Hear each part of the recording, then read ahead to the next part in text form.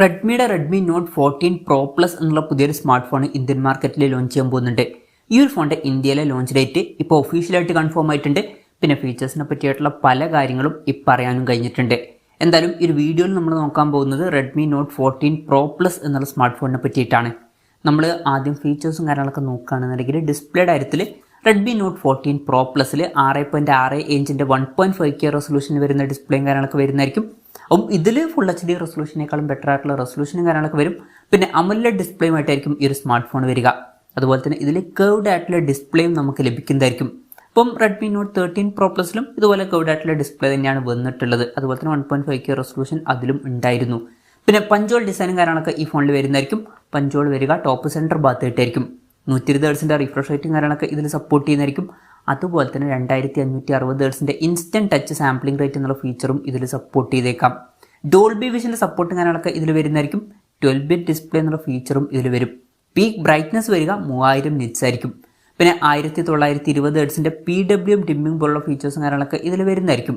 ഫോണിൻ്റെ ഫ്രണ്ടിൽ guerrilla glass Victus 2ൻ്റെ protection വരും. അപ്പം മികച്ചൊരു പ്രൊട്ടക്ഷനും ഈ ഫോണിൽ വരുന്നതായിരിക്കും. അപ്പം ഡിസ്പ്ലേ ഫീച്ചേഴ്സ് മൊത്തത്തിൽ നോക്കുമ്പോൾ അത്യാവശ്യം നല്ല ഡിസ്പ്ലേ ഫീച്ചേഴ്സും കാര്യങ്ങളൊക്കെ ഈ ഫോണിൽ വന്നേക്കാം. In display finger print sensor ഈ ഫോണിൽ വരുന്നതായിരിക്കും. പിന്നെ ഈ ഫോണിൽ IP68 റേറ്റിംഗ് സപ്പോർട്ട് ചെയ്യുന്നതായിരിക്കും. അപ്പോൾ നല്ലൊരു IP റേറ്റിംഗും ഇതിൽ വരുന്നതായിരിക്കും. ഫോണിൻ്റെ ബാക്കിൽ ഗൊറില്ല ഗ്ലാസ് 7യുടെ പ്രൊട്ടക്ഷൻ കാര്യങ്ങളൊക്കെ വരുന്നതായിരിക്കും. പ്രോസസ്സറിൻ്റെ കാര്യം പറയുകയാണെന്നുണ്ടെങ്കിൽ സ്നാപ്ഡ്രാഗൺ 7S Gen 3 എന്ന പ്രോസസ്സറുമായിട്ടായിരിക്കും ഈ ഒരു സ്മാർട്ട് ഫോൺ വരിക. ഇത് തരക്കേടില്ലാത്തൊരു 5G പ്രോസസ്സറാണ്. പിന്നെ വില ഒരു 25,000 രൂപ പ്രൈസ് റേഞ്ചിൽ അല്ലെങ്കിൽ അതിലും കുറച്ചും കൂടി കൂടിയ പ്രൈസ് റേഞ്ചിലേക്ക് ആയിട്ട് വരാനാണ് സാധ്യത. ആ ഒരു പ്രൈസ് റേഞ്ചിൽ ബെസ്റ്റ് എന്ന് പറയാൻ പറ്റിയിട്ടുള്ള ഒരു പ്രോസസ്സർ ഒന്നും ആയിരിക്കില്ല ഇത്. എന്നാലും ആവറേജ് ആയിട്ടുള്ള തരക്കേടില്ലാത്തൊരു പ്രോസസ്സർ എന്ന് പറയാവുന്നതാണ്. 5G സപ്പോർട്ടും കാര്യങ്ങളൊക്കെ ഇതിൽ വരുന്നതായിരിക്കും. LPDDR5ൻ്റെ റാമും UFS 3.1 സ്റ്റോറേജ് ടൈപ്പും കാര്യങ്ങളൊക്കെ ഈ ഫോണിൽ വരും. IR ബ്ലാസ്റ്റർ എന്നുള്ള ഫീച്ചർ ഈ ഫോണിൽ വരുന്നതായിരിക്കും. ഈ ഫോൺ റിമോട്ടൊക്കെ ആയിട്ട് യൂസ് ചെയ്യാൻ കഴിയുന്നതായിരിക്കും. NFC-യുടെ സപ്പോർട്ടും കാര്യങ്ങളൊക്കെ ഈ ഫോണിൽ വരും. സ്റ്റീരിയോ സ്പീക്കേഴ്സ് ഈ ഫോണിൽ വരുന്നതായിരിക്കും.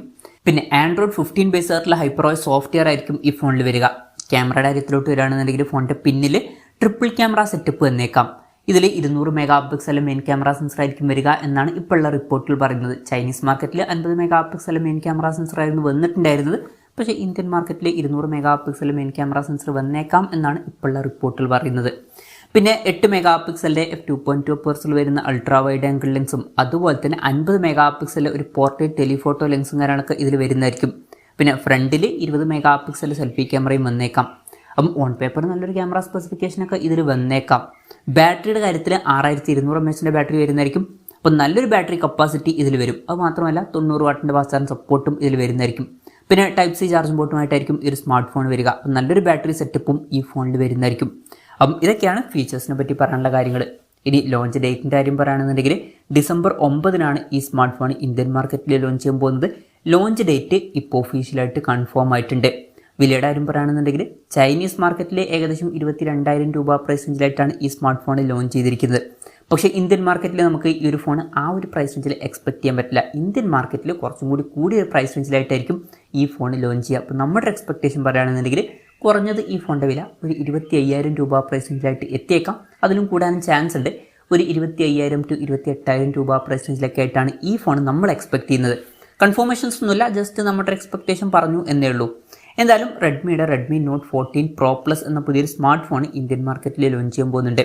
ഈ ഒരു ഫോണിനെ പറ്റിയിട്ടുള്ള നിങ്ങളുടെ അഭിപ്രായം ജസ്റ്റ് ഒന്ന് കമൻറ്റ് ചെയ്യുക. അതുപോലെ തന്നെ ഈ ഒരു സ്മാർട്ട് ഫോൺ ഇന്ത്യൻ മാർക്കറ്റിൽ നിങ്ങൾ ഏത് പ്രൈസിങ്ങിലാണ് എക്സ്പെക്ട് ചെയ്യുന്നത് എന്നുള്ള കാര്യം കൂടി ജസ്റ്റ് ഒന്ന് കമൻറ്റ് ചെയ്യുക.